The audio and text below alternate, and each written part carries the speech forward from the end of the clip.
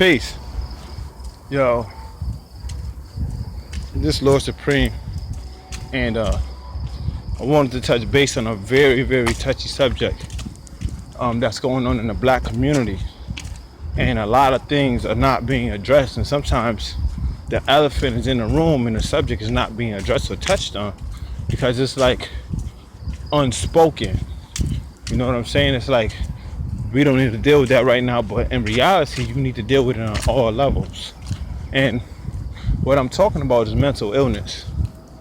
Now, mental illness is a very, very serious disease. This is not a joke. It's not a game. You know, in the black community, a lot of brothers and sisters suffer from it. They suffer from PTSD. They suffer from manic depression, borderline schizophrenia, bipolar, severe cases of depression and general anxiety disorder. And this all comes from environmental influences. This comes from genetics. This comes from it being inherited in the family. And sometimes, us as people, we look at it as, that could be fixed. It's a minor thing. But in reality, it's not really a minor thing. It's a major thing because some of us, don't know whether or not we do have mental illness. And in some cases, there's some brothers in my nation, in my culture, that also have mental illnesses, that have borderline depression, general anxiety disorder, manic, bipolar, up and down. And the key factor when dealing or engaging in a relationship with somebody that has that is you have to be extremely, and I repeat, extremely patient and compassionate. Also, the main thing you have to be is very empathetic, because the thing is you have to put yourself in that person's shoes and feel what they feel on a day-to-day basis. I'm not saying literally take your shoes off, take their shoes off and put them on and feel it. It's not that, but it's more in a figurative sense where you have to understand where they're coming from. And it's like they didn't come into this world like, wake up one morning and say, I have bipolar disorder. Oh, okay, this is easy, I can deal with this. Not because that type of situation isn't easy. That's the type of situation where they are battling every single day with themselves. Depression, they are at constant war with themselves. You know what I'm saying? And it's not something that you could just ignore. It's not something that you can just look at and say, okay, it is what it is, we can deal with that. It's not something that you can say, I don't know why you have this. You can defeat it because it's more on the lines of like God and devil. Person with bipolar disorder is dealing with a dichotomy every single day of their life. They're dealing with God and devil on a constant basis. Good and evil, righteous and wicked. You can't get mad at a person when they're having a down and a dump day. You just have to be extremely patient and compassionate and very empathetic. Because at the end of the day, how would you feel if you woke up with depression, manic, general anxiety disorder, bipolar, maybe even borderline schizophrenia, maybe even multiple personality disorder, and a person couldn't understand you, and they see that you are very antisocial at some points, and you like to withdraw or isolate yourself? How would you feel? And in the black community, it's very, very serious because a lot of times we don't get the necessary help that's needed in order for us to deal with this the right way. And this is why people have to take different types of medications.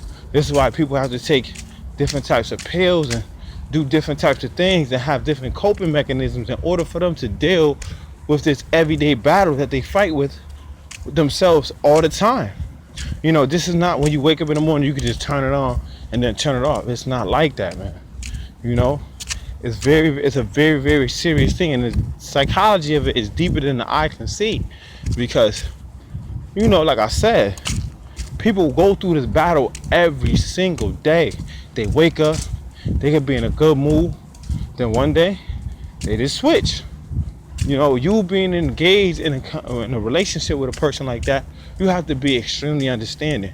You have to be extremely patient and compassionate and very empathetic. You can't just sit here and be like, yo, what's wrong with that person? That person bugged out, or they crazy. No, they not crazy. They didn't wake up. They didn't ask to be born like that. They didn't ask to be like, okay, what do you want? Well, I want mental illness. No, it's not like that, man. Because this is a very serious plot and a very serious situation that we as black people or people of color deal with on an everyday basis, man. And it's very severe. It's like from homelessness to even people that's rich. What you think, just because people got money that their problems go away? No, because at the end of the day, they still have to do what? Face reality. What's real. And it's not like they don't. It's not like they're naive to the fact. Some people are so upfront and real with it that they tell you, like, I'm mentally sick. I'm going through something. And mentally, I can't figure it out because I'm having this battle with myself every single day of my life. And I don't know what way to go about dealing with it. And that's just being very honest.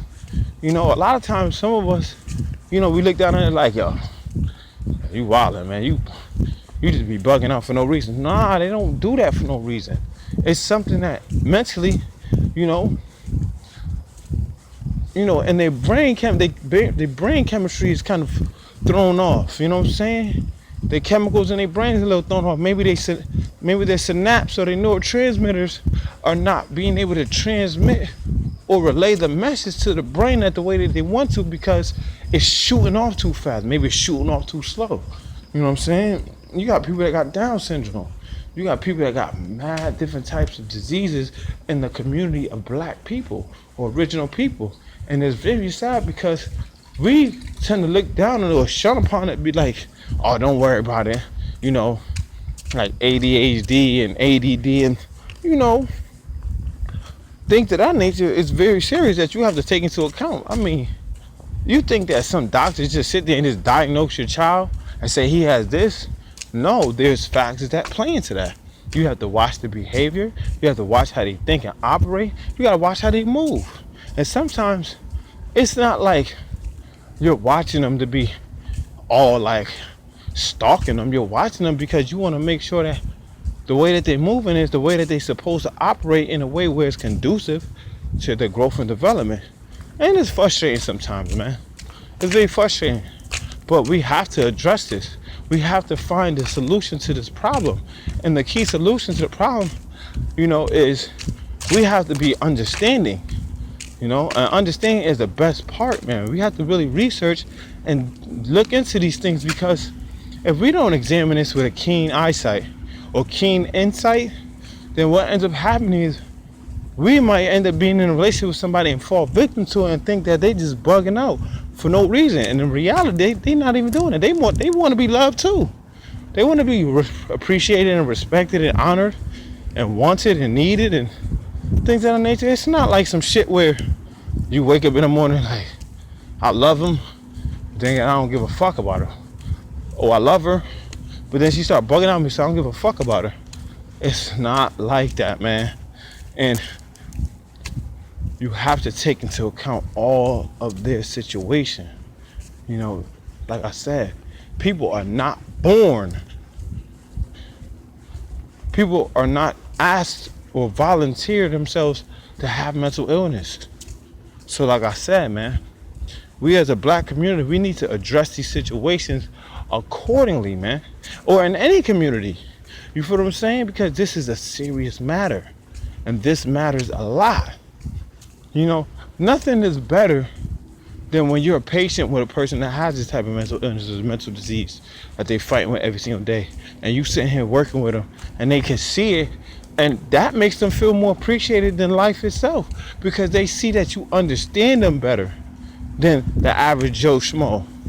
That people understand that you see how they work and how they operate on a level where, you know, you're not being disrespectful to them. Because sometimes, I'm gonna tell you right now, there's people with bipolar disorder that where they feel like you're provoking them, they're gonna snap on you.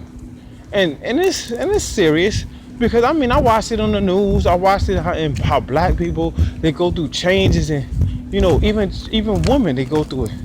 They go to postpartum depression. And the postpartum depression is not always after. It's not always after a woman gets pregnant or after she has a baby. It could be before. You know what I'm saying? Same thing with men. We listen. Just because we logically intuitive doesn't mean that we can't suffer from mental illness. That doesn't mean that either. But what it does mean is that if we do address it the right way and get something, in regards to helping us take care of the matter, we will be better off.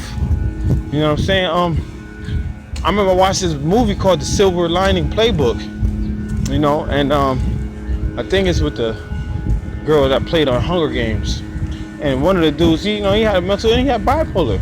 Manic depression and things of that nature. He just wanted to feel like he was being understood, and he felt like nobody's listening to him. And sometimes people in life that have that, they feel like nobody's listening to me, so why even express myself? That's why they go into their shell, and it's just very, very serious, and it does hurt my heart sometimes. That's why, we have to be able to deal with people on their level of understanding in order for them to reach our level of understanding, to teach them and show them the way how to deal with it, what coping methods to use when you're going through a situation like this. This is why you people have to meditate, do yoga, properly breathe, go out and enjoy themselves, because mental illness that have you feeling like, yo, you ain't worth shit in life. Sometimes that have you feel like, yo, you know what, man, I don't want to even deal with this shit no more, man. I just want to take my life. And it really has people feeling like that, with the suicidal thoughts, and it's very serious, man. Very, very serious. And this is why I had to address this issue, because a lot of people think that, mental illness is just some whatever type of situation. Like, oh yeah, he bugging, you bugged out. He's just doing that because he wants attention. No. People with mental illness seriously don't do stuff for attention. They rather have the attention taken off of them rather than be on them, because they don't want to feel like they're being scrutinized and judged. They don't want to feel like they're being condemned because they have a problem that they have to deal with every single day. And sometimes they feel like they're by themselves. I'm going to tell you the truth. Even in a relationship, if you was in a relationship with a person that deals with mental illness, the person might still feel like they're by themselves even though they're with you and you've been with them for years. It's very serious. You have to take this very serious. Because this is not just any old type of disease. This is a serious disease, man. And it puts people in positions in life where it causes them to feel like, are you with me or are you against me? That's how a person with mental illness might feel. Are you with me or are you against me? And if you're against me, why are you even dealing with me? Because I have this type of problem. So what are you going to do? Are you going to be patient and compassionate and understanding with me and be empathizing? Or are you just going to be a piece of shit and just look at me like I'm crazy and I don't know what the fuck I'm talking about? And it hurts people like that, you know what I'm saying? Because people with mental illness in relationships, they don't want to push their significant other away, but they need space. That's one thing I learned. They need space.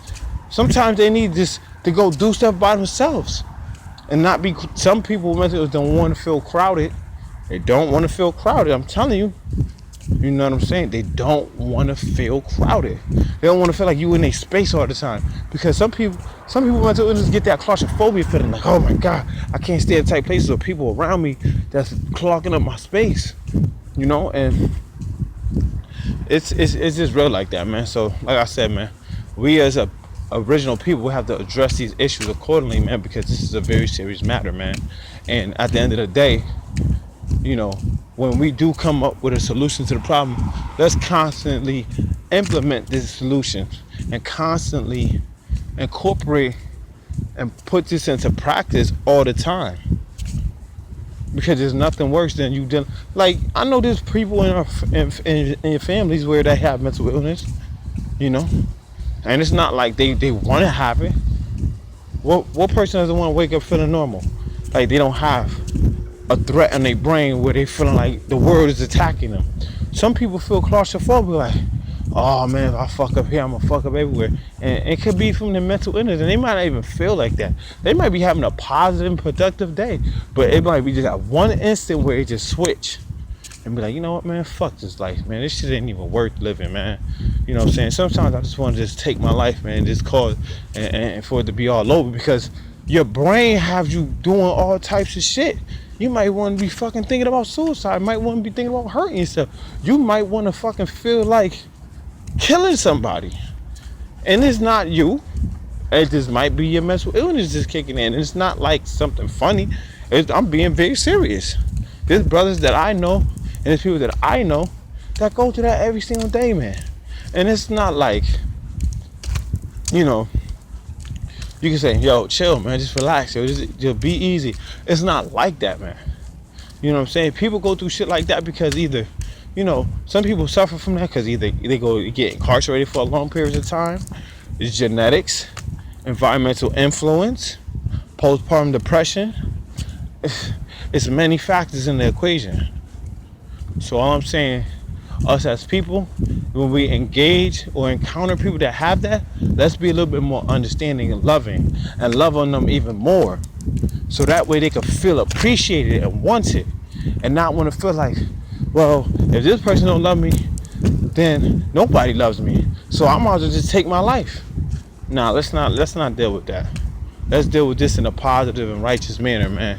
You know, especially in the culture of the Nation of God's Nerve. There's brothers and sisters that got mental illnesses, but they use their supreme mathematics in order for them to balance their life out, in order for them to know, okay, I'm dealing with this situation, what do I do? I know my mind sometimes wanders, but how can I put my mind back into place and structure it right, so that way I won't feel like I'm wandering or I'm a nomad, or, you know, serious things that take place. So, you know, I just want to address that issue because I feel like it's a very touchy subject, and a lot of us as original people don't like to address that, but we have to in order for us to find a solution to our problem. And once we do, life would be a whole lot better, man. It'd be a whole lot better. So I trust and will that this video was very helpful for a lot of y'all brothers and sisters out there that do have mental illness, man. You know what I'm saying? And one thing I'm going to say is this: even though you have it, don't let it make you. Don't let it make you seem like you're not a person with great potential. Don't make it seem like you're not a person of great value and worth. You're worth. You are worth. Your worth is very precious and very priceless. And cherish and love yourself even more. Fight hard. Fight the good fight, man. You got this. And I'm with you in your corner 100%. And I understand. I might not have mental illness, but I truly empathize with you. And I sit in your seat every single day to make sure that I don't take nothing for granted. And I understand it to its fullest capacity. You know what I'm saying? I love y'all. Y'all take it easy and you have a blessed night. Or blessed morning, I should say. Peace.